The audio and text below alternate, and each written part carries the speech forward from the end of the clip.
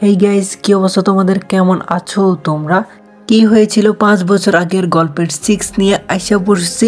আর সবাই ভিডিওটিতে একটা লাইক একটা কমেন্ট করে দিবেন। যারা চ্যানেলে নতুন আছেন তারা চ্যানেলটি সাবস্ক্রাইব করে দিবেন। তো চলুন শুরু করা যাক। তখন আমি বললাম, তুমি চিন্তা করো না বাবা, তোমার সব সম্পত্তি আমি আবার ফিরিয়ে আনবো, আর ভাবিকেও তার এই পাপের কাজের জন্য শাস্তি দিব। তখন রুবিনা বলল, তুমি এখানে আর আমি তোমাকে খুঁজতেছি। তখন আমি বললাম, এই তো এখনই যাব। বাবা তখন বলল, তাহলে আমি এখন যাই।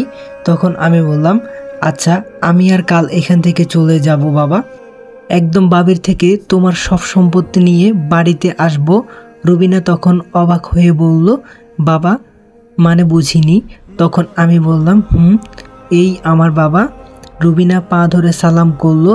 তখন বাবা বলল, বেঁচে থাকো মা। বাবা বলল, আমি এখন যাই, তোর মা আবার চিন্তা করবে। তখন আমি বললাম, আচ্ছা ঠিক আছে বাবা। তারপর বাবা চলে গেল। আমি আর রুবিনা নিজেদের রুমে এলাম। রুবিনা তখন আমাকে বলল, বাবা কি যেন তোমাকে বলছিল, কিসের সম্পত্তি, যা ভাবির থেকে আবার এনে দিবে। তখন আমি বললাম, তাহলে শোনো। তারপর রুবিনাকে বাবা যা বলেছে সব কিছু খুলে বললাম। রুবিনা তখন বলল, তোমার ভাবি সত্যি অনেক খারাপ কাজ করেছে, এমন মানুষও হয়?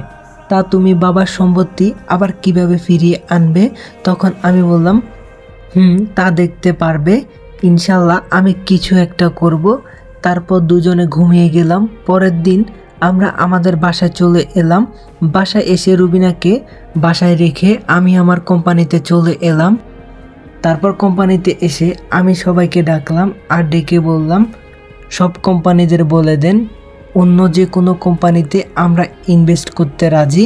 ম্যানেজার তখন বলল, কিন্তু স্যার এটা কি করে হয়? তখন আমি বললাম, কোনো কিন্তু নেই, যা বললাম সেটাই করো। ম্যানেজার তখন বলল, ওকে স্যার।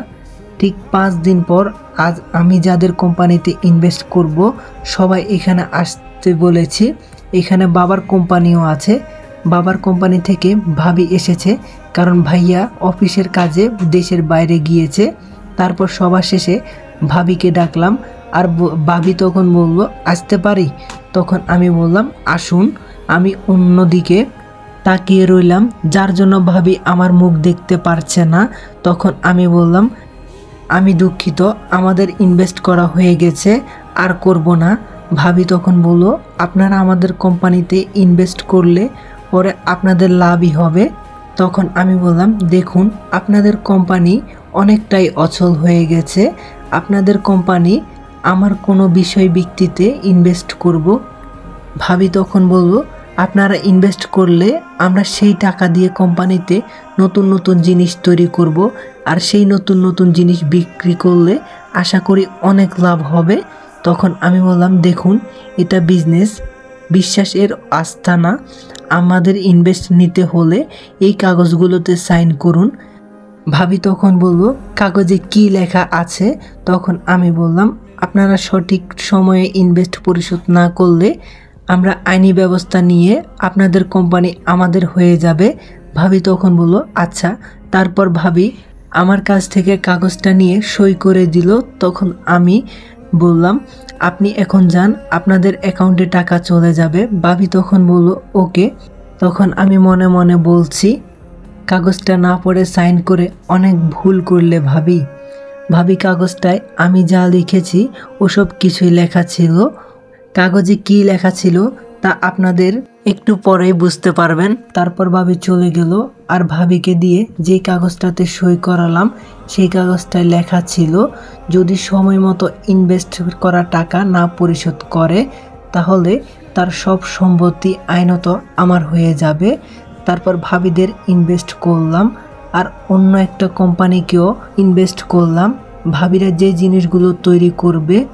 তো গাইস, পার্ট 6 কেমন লাগছে ওইটা কমেন্ট করে জানাবেন, আর আমি ইনশাল্লাহ খুব ভালো ভালো গল্প দেওয়ার চেষ্টা করব।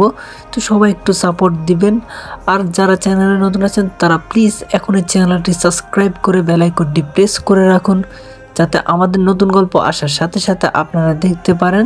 তো ততক্ষণ পর্যন্ত সবাই ভালো থাকবেন, সুস্থ থাকবেন, খোদা হাফেজ।